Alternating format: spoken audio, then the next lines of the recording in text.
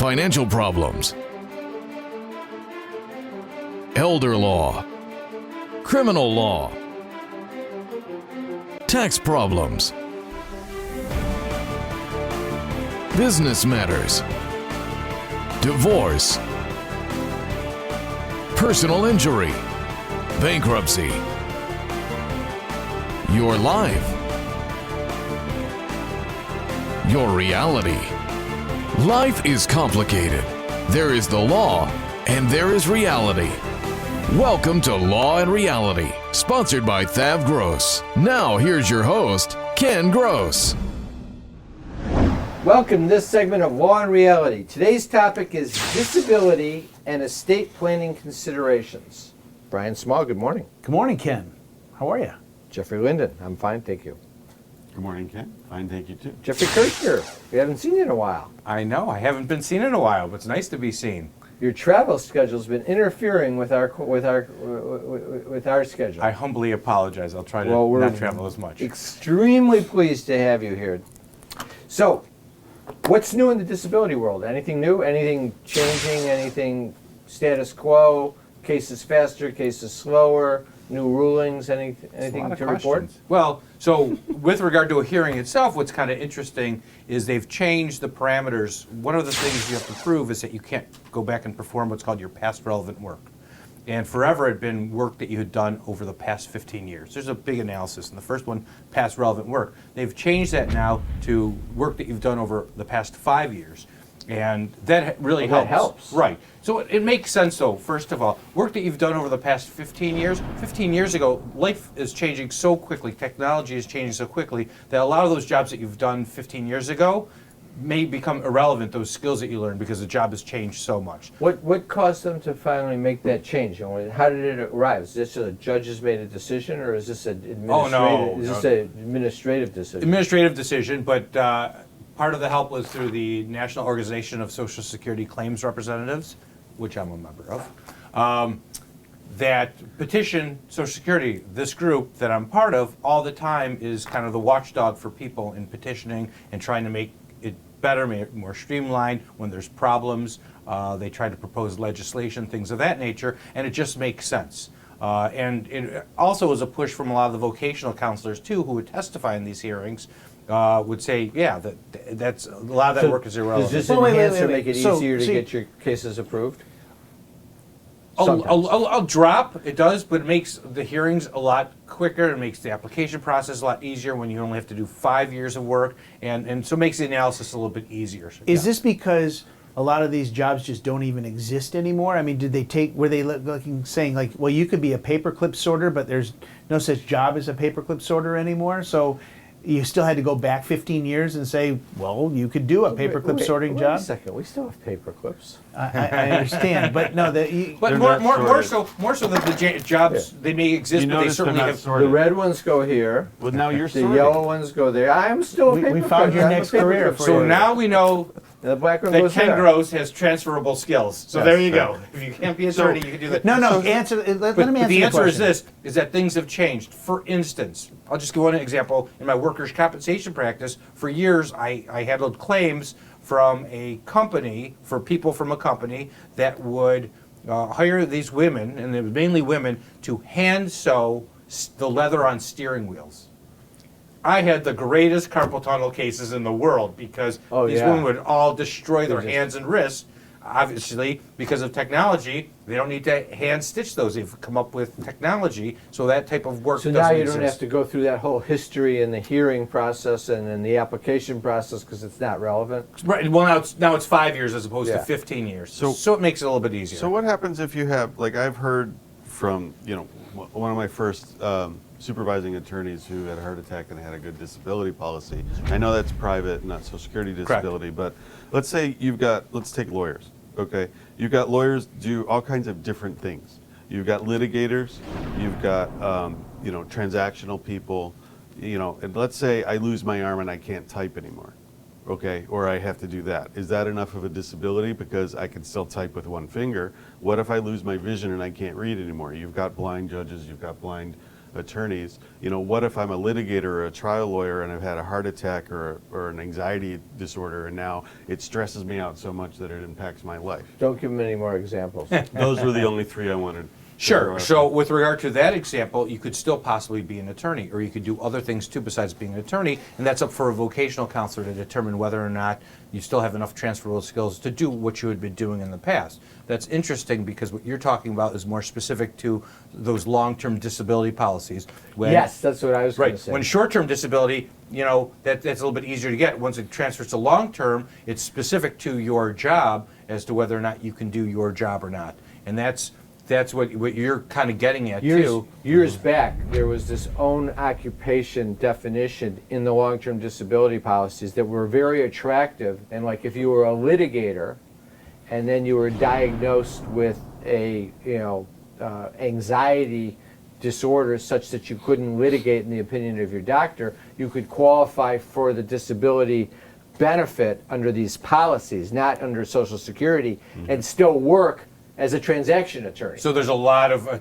But they stopped that. Yes. You can't buy those policies. No, they don't sell those, but there's a lot of attorneys who are of an older generation than us that a lot of people went out on those policies, still practice law, but couldn't go to court, but still could be attorneys and collected on their policies, and they had non-coordination, so they could still get their policy and still work. So Social Security... But that doesn't work for Social Security. It does not. So that's it. I'd also say that they are doing a better job of moving the process along in terms of the Can you initial... see the benchmark from claim to resolution timeline shorter? Absolutely. Yeah, but moving the process along, are they approving more claims, or are they denying more claims, or is it consistent? I think it's about consistent. They may be approving just a drop more, but part of it depends on your judges too. But overall, the process is getting a little bit quicker, which is better for everybody. Does the circumstance change depending on whether it's a Republican or Democratic administration? Because you've been doing this a long time through various different. Is it that tied to where there's a tightening or a loosening of paying benefits based upon administration philosophy? I think a little bit, though, but it takes so long to cycle because a lot of it has to do with who your judges are. And so appointment of judges, the administrative law judges are all appointed positions. So I think that there's a little bit to that, but that takes a long time, too, to cycle As out. a result of the appointment process? How long are they appointed for? What's their term? Their term is actually a lifetime term, although they can be terminated for cause. Let's take a break, and then we're going to move into the update in the world, or the impact on estate planning with disability. Tax problems are major problems. Don't let the IRS levy your wages and seize your assets.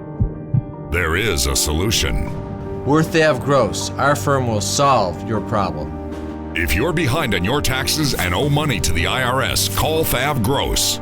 We've been solving tax problems for 32 years. We stop wage levies, resolve unfiled returns, and obtain the best possible settlements. Call THAV GROSS today, 888-235-HELP. You can't work. You have to deal with pain and stress. Worse yet, our system for applying for disability benefits seeks to deny you the benefits you're entitled. Jeff Kirshner is an expert in obtaining disability and workers' compensation benefits for his clients. You need to call Jeff before you apply or after you're denied to get the benefits you deserve. 888-235-HELP. 888-235-HELP. Carrying too much debt?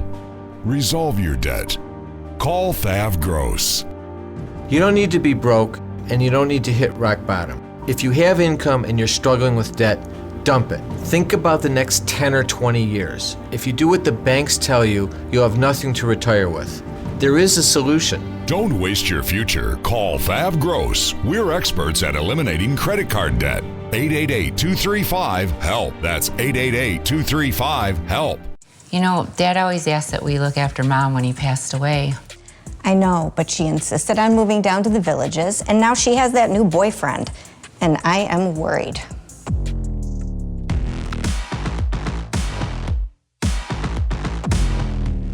Maybe it's time to just call Samasco Law. Take the stress out of your family's future. Reach out to Samasco Law and set a course through life's difficult times.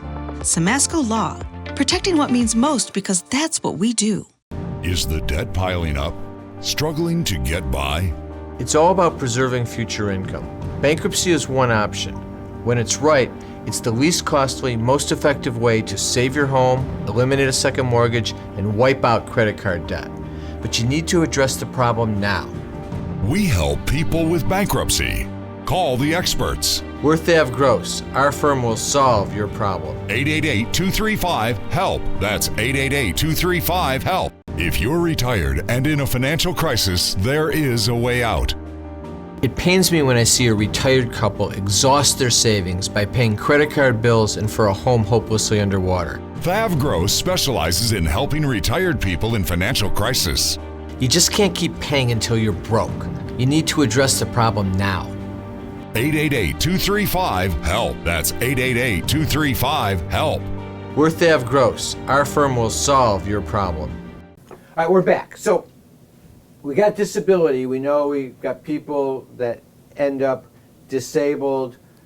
They go to Jeff or to a disability attorney to get assistance, which is always a good thing to get expertise to help you, and they're applying for disability. And they're ultimately going to likely get it. But what about the problem of once you're disabled and you lose your income because you can't work, how do you survive that process? Because how long is it going to take before you get you start seeing money if your claim's successful? Well, depending on the process, but I would say most people are going through the process where you apply, get denied, ask for reconsideration, get denied, have a hearing, eventually have a hearing. So I would say still 18 months or so from when you start the process. So we got an 18-month window where John, who becomes disabled and his income stops, he's got 18 months before he's going to see a dime. How is he supposed to survive? Well, I can tell you what John, who's applying for disability, is the normal client situation that I see, what they've done. Okay. First thing they do is they start living on their credit cards, and they run them up. And they're paying the minimum monthly payments on them by borrowing cash on another credit card because there's no cash flow coming in. And they literally run all of their cards up to the max. Stop. You have said numerous times on this show you should not have credit card debt. You should pay your cards off every month. You probably would say you don't even need credit cards. You should be living on cash. Are you saying this is an exception? No, I'm telling you what happens. Well, is John doing the right thing? John's doing what John needs to do to keep food on his plate and his family fed. So wait, is John doing the right thing? You're under oath. This is a yes or no question. John's doing the right thing for John. Is your answer yes? No, it's not. Ask him if his answer is no. Is your answer no? No, it's not. It's individual to the individual. Oh, good grief. Excuse me. Have you ever been a witness in court? Yeah, I'm a terrible witness. Do you know what? Do you know in court there's an attorney representing one side and the other, and there's a judge. Right. Well, you're looking at the judge. Great. Mr. Oh God! Objection. Mr. Small. Badgering the witness. Yeah. Judges can't badger the witness except the one in Detroit who did when the kid was sleeping. Let's get to the point, though. The point is no? It doesn't matter what I think. This is what's going to happen. This is what he's going to do. Okay. He's going to use up his available lines of credit. I think that's exactly what he should do. Would you advise him to do that? That's a better question. I can't advise somebody to incur debt when they're insolvent. Okay. Why? You don't know if they're going to file bankruptcy. What if they're not going to file bankruptcy? Well, maybe they're going to fix the problem. But John comes to me. He's disabled. I can tell them what the ramifications of what they're. And he's got $100,000 of available credit card That's what debt. they're going to do. I'm going to tell him. I mean, I'm not talking to him about a bankruptcy. I'm just talking about his financial problem. I'm going to say, use your credit cards. Am I violating the law? It doesn't matter whether or not what I think, that's what he's going to do. All right, so we're having an esoteric conversation. Right, so John is going to run his credit cards up. As he should. And then he's going to come in and see me and say, I ran out of credit card use. I have no more money I can borrow. I can't get any more money from family. I am out of options when it comes to dealing with this debt.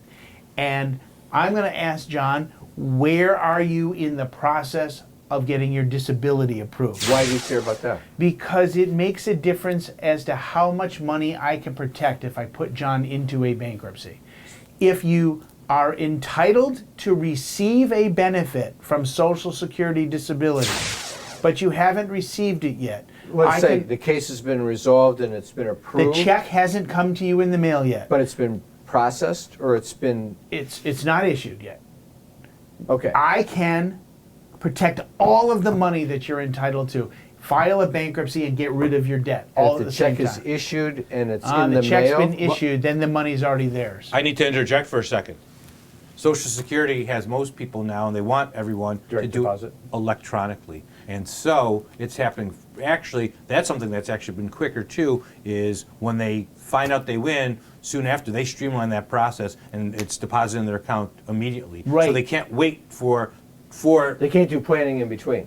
there is very little time typically between the decision and when to go see Brian. and get that Hopefully through. what the We're fine. disability attorney is doing is looking at his client's financial picture also and saying, you know, you should talk to the bankruptcy attorney. Because you're saying file before the check File gets before issued. the check gets issued. File before the money gets deposited. So it's File filed. while you're in the So process. you don't have to That's what- complete your bankruptcy before the check No, gets you issued. just have to have filed it because that's your date. So you get your check next Tuesday, but you file today, that money's protected. So they need to file while they're in the they can't wait for the process to go towards a hearing and go from there. They need to go while they're in that process to protect themselves. You could do it the next day after the hearing because you know you're not getting your money 24 hours after your hearing. I understand, but how long, if someone comes to you, Let me tell you, you How get long the would- money quicker. I'll give you a different example. how but long, it's still how Social long would it, Security. how long does it take for you to do your voodoo He to can get be them set fast. up? I can, if necessary, put together a bankruptcy in 4 hours. Okay, so you could do it one I day. could do it in one day. But is that an exception or It's is an that? exception. We prefer to have at least a couple of weeks. Okay, there you go. So you. But like a in an couple- emergency, you can move that In an quick. emergency, I can move it. I can like that. tell you how fast they are because I just went through it last week because I started collecting. And so now that I started collecting on Social Security, I had to have my wife apply to increase her benefit because she's entitled to half of my benefit, which is greater than what she was doing. So we made a phone call to Social Security to apply. We were on the phone maybe a half hour. She approved it and she said, "You're approved, this is the amount, and you'll get a check very shortly for last month and next month because it will take us a while to change your regular benefit." I said, "Oh, that's nice." 48 hours later, there was a check in the checking account, and they actually paid ahead by 1 month on the incremental amount, and then the following month there was still the low amount, so it won't adjust. That's how fast they're moving on money in Social Security. Right, I was 'cause impressed. especially I'm when it's shocked. electronic because it's Take a- instantaneous. Take a break. We'll talk about estate planning considerations. Is the debt piling up? Struggling to get by? It's all about preserving future income. Bankruptcy is one option. When it's right, it's the least costly, most effective way to save your home, eliminate a second mortgage, and wipe out credit card debt. But you need to address the problem now. We help people with bankruptcy. Call the experts. We're THAV GROSS. Our firm will solve your problem. 888-235-HELP. That's 888-235-HELP. You know, Dad made us promise we would never put him in a nursing home. I know, but he found that new caregiver on the internet, and I'm getting worried. Don't worry, honey. I know just how to take care of you. I'm sure you do. Maybe it's time to call Samasco Law. You know, I've heard of them. All my friends on Facebook use them. Take the stress out of your family's future. Reach out to Samasco Law and set a course through life's difficult times. Samasco Law, protecting what means most because that's what we do. Tax problems are major problems. Don't let the IRS levy your wages and seize your assets. There is a solution. We're THAV GROSS. Our firm will solve your problem. If you're behind on your taxes and owe money to the IRS, call THAV GROSS. We've been solving tax problems for 32 years. We stop wage levies, resolve unfiled returns, and obtain the best possible settlements. Call THAV GROSS today, 888-235-HELP. Time for announcements. I want to announce THAV GROSS has opened a new office downriver in the Horizon Building on Eureka Road. So now we're in Flint, downriver, and also our home office in Bingham Farms. Remember, you can always come in for a free consultation. You can do it by Zoom conference, in the office, any way that works best for you. Just call 888-235-HELP or go to the website, thavgross.com, to sign up. Debt issues, tax issues, estate planning issues, business law issues, elder law issues with Pat or Kelsey, disability issues with Jeff Kirshner. Again, sign up at lawandreality.com or thavgross.com or just call 888-235-HELP. Also, if you go to the website, you'll see there's free reports. Resolving Tax Problems, The Real Solutions by Jeff Linden and myself. Bankruptcy, Is It Right for Me by Brian Small. How to Save Your Home from Foreclosure. Business Formations, Loans and Grants for Small Businesses in Detroit and Michigan. And The Retiree's Guide to Social Security by Pat Simasko. I want to thank our sponsors, THAV GROSS, Simasko Law, Kirshner Law. Now back to the show. If you're retired and in a financial crisis, there is a way out. It pains me when I see a retired couple exhaust their savings by paying credit card bills and for a home hopelessly underwater. THAV GROSS specializes in helping retired people in financial crisis. You just can't keep paying until you're broke. You need to address the problem now. 888-235-HELP. That's 888-235-HELP. We're THAV GROSS. Our firm will solve your problem. You can't work. You have to deal with pain and stress. Worse yet, our system for applying for disability benefits seeks to deny you the benefits you're entitled. Jeff Kirshner is an expert in obtaining disability and workers' compensation benefits for his clients. You need to call Jeff before you apply or after you're denied to get the benefits you deserve. 888-235-HELP. 888-235-HELP. Carrying too much debt? Resolve your debt. Call THAV GROSS. You don't need to be broke, and you don't need to hit rock bottom. If you have income and you're struggling with debt, dump it. Think about the next 10 or 20 years. If you do what the banks tell you, you'll have nothing to retire with. There is a solution. Don't waste your future. Call THAV GROSS. We're experts at eliminating credit card debt. 888-235-HELP. That's 888-235-HELP. All right, so kudos to Social Security for moving fast on at least giving you your money. Okay, and now, so we talked about bankruptcy. The one answer you didn't have, besides refusing to answer the question that we were asked, if you run out of available credit card money and you don't have it, how are you supposed to live until you get the disability check anyway? Usually that is a struggle for many people. It includes what do you do about your house? Borrowing from family. Here's my question on your house. If you have a house with equity and you know after you get through the disability you're not going to be able to afford it, should you sell the house and pull the equity out then? No, because you can protect, depends on how much equity. You can protect more equity and keep it in a bankruptcy more likely than you can if you sell it.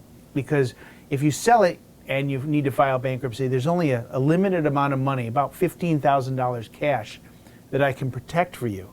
But if you're disabled, I can protect $65,000, $66,000 worth of equity So in the do home. the bankruptcy first.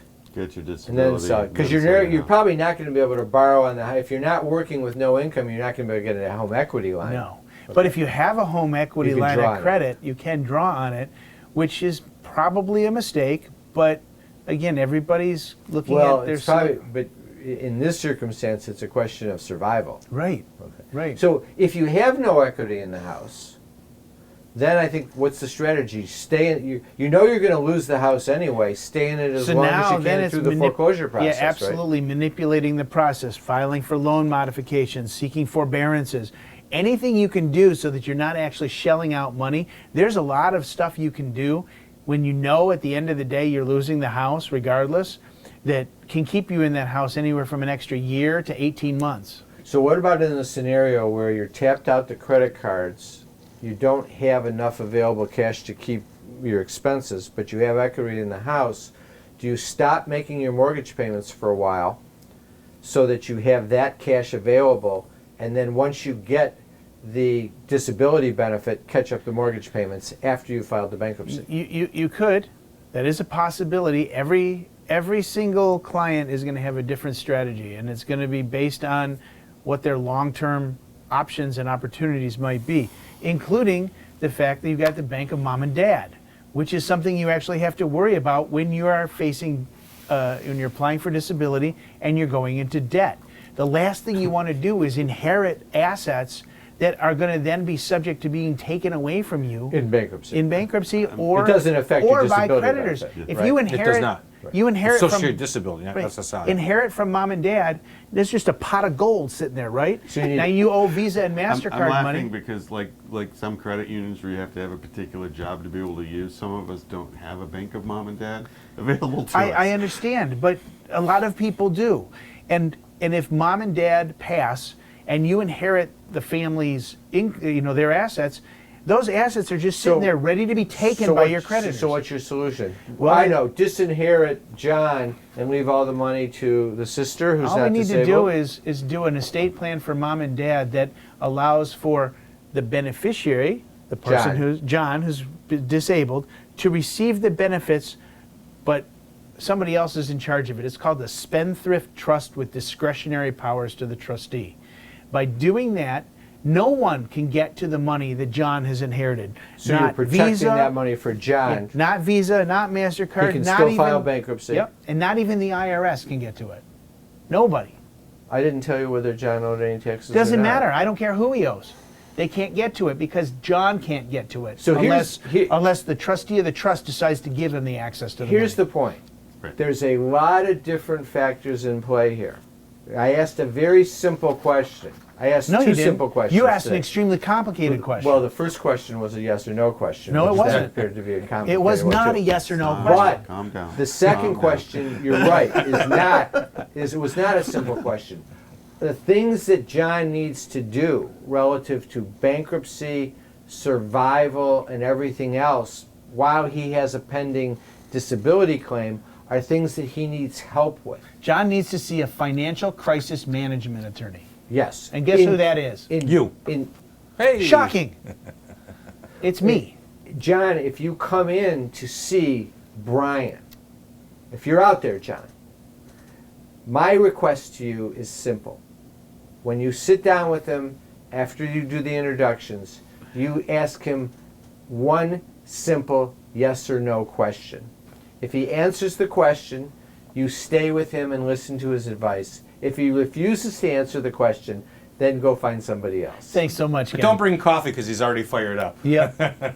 No, but that's it. It comes down to this. You need that analysis. You have to have the analysis. You need to know what mistakes not to make. So if you are suddenly finding yourself disabled and out of work, you want to come in and see us before you make the mistakes. Because there are some good mistakes and there are bad mistakes. And it's extremely important, and it's not something you're going to be able to sort out on your own. You wouldn't even think of these issues unless somebody was raising them. Have a great week. We'll be back next week with Law and Reality.